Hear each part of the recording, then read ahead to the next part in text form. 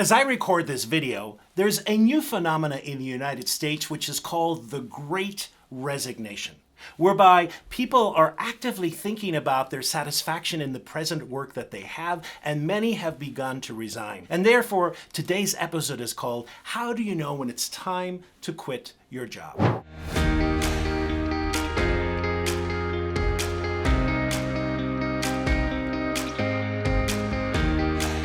The decision to quit a job is indeed a difficult one, and today we're going to explore 6 areas that you should consider before you hand in your resignation letter. And stay tuned, because at the end we've got a special gift which will help you ease out sometimes the tension between work and home. So let's begin looking at those 6 areas that you should consider before you resign your job. The first is to really look at your present job and ask the question, am I working in a toxic workplace? You see, a toxic workplace can be identified by some of the behaviors that you're experiencing. And so some of the signposts that indeed you are in a toxic workplace are, for example, people not getting on with each other, lots of backstabbing, people talking over with each other, a feeling that you're walking on eggshells because you're afraid to raise your voice.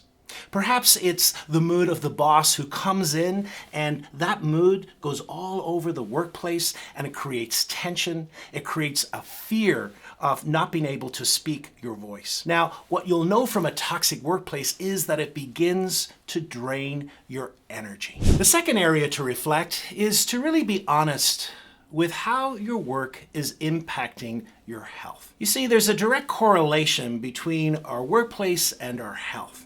And what we'll begin to find for people that are working in toxic workplaces is that the stress level begins to build and becomes unbearable. Now, there's a distinction I want to make here. You know, people say, oh, there's too much stress.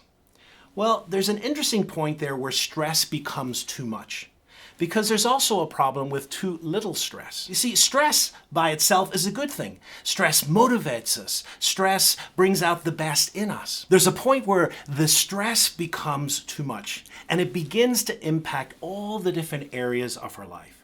It begins to impact our sleep. It begins to impact our diet, and it begins to impact our mood, where we become lethargic. You know, in any gym workout, there's a point where you work out a certain area of your body and then you let it go for a few days to recuperate. And that's exactly how stress plays in our performance. We need a certain amount of stress, but we also need a recuperation period. And where burnout happens in the job is that we don't have that recuperation period. So begin to reflect upon your level of stress in your present job. Are you able to recuperate, or are you seeing the impact in sleep, in diet, and also in exercise from the stress that you're experiencing on the job? The third area is, does your job begin to impact your home life and your relationships? You see, whenever we become dissatisfied with our work, it starts to creep into our conversations, and at times it begins to dominate our conversations. And there's real energy about that. It becomes a real negative energy. And so the last thing we want is to show up in all our major relationships in our life, and all we can do is to complain about our work lives, because it drains the life out of those relationships. You know, one of the most important transitions that we have each and every day is the transition from work to home and home to work. Now, I know many people during the COVID-19 pandemic have been working at home, but even there within the house, this transition is very important, because otherwise the world of work just begins to dominate everything. And therefore that transition has to be very deliberate. And so one of the things I created was a meditation, a little reflection to help you transition from work to home. So stay tuned, and at the end of this video, I'll share with you how you're able to get that transition. And while you're at it, if you're enjoying this video and you're finding use in it, I invite you to subscribe to the channel, to press the bell, and you'll be notified when new videos come out each week on different areas of emotional intelligence. The fourth area to consider is that you are finding yourself totally bored at work. This shows up in many different ways, but one of the most popular ways it shows up in total procrastination. You keep putting off things that you have to do. You find yourself spending more time on Facebook because it's more interesting rather than doing the work that you have. And one of the problems is that this demotivates us, and this boredom leads to stress, and actually this boredom can impact our joy at work. And so, we have a number of different ways of dealing with that. Maybe you need to ask for some more stimulating tasks, or maybe you're just in the wrong position because it's really not helping you achieve some of your personal development goals and not challenging you in the right way. The fifth area to consider is how aligned is your job with your values? You see, the values are our anchor points in our life. Our values ground us. Our values give us meaning.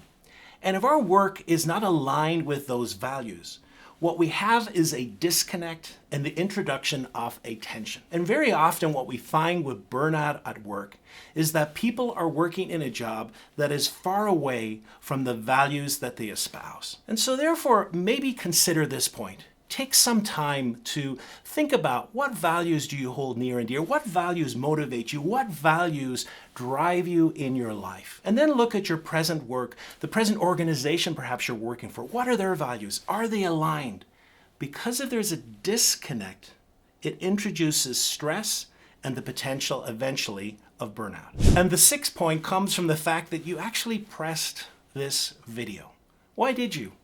Why did you press a video called, how do you know when it's time to quit your job? Maybe there's something happening within you. Maybe there's the stirrings of dissatisfaction.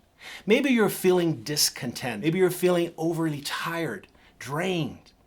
This is a good point to really begin to reflect.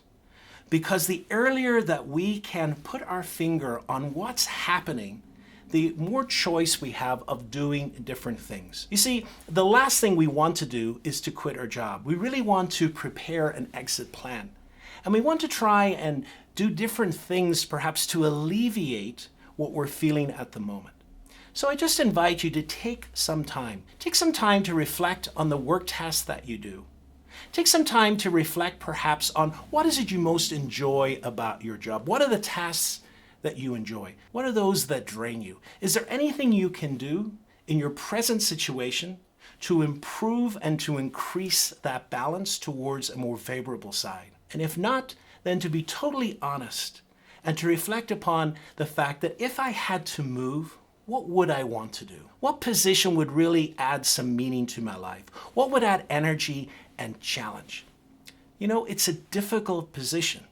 And it's a difficult situation to assess. But quitting a job is probably one of the most serious things that we will do in our lives. And therefore, we really want to give ourselves the time to reflect and to be honest with ourselves and to be sure that if we decide to go ahead and quit, that indeed it is a good decision. So we've just reflected on 6 different areas that you might want to consider as you reflect on how you feel about your present job. And earlier I mentioned that I wanted to give you a special gift. And this gift is a reflection. It's an audio tape of a meditation. It takes about 5 minutes. And it helps with the transition from work to home and home to work. You'll find details of that below with a link to the meditation. And why is that important? It's important because at times we don't realize some of the emotions and the energy that we're bringing from work to home and vice versa. And if we can really leave those two places to be separate, it may improve the quality of both home and work. And if you've enjoyed this video, I invite you to click on the next video, which looks at how to deal with criticism at work.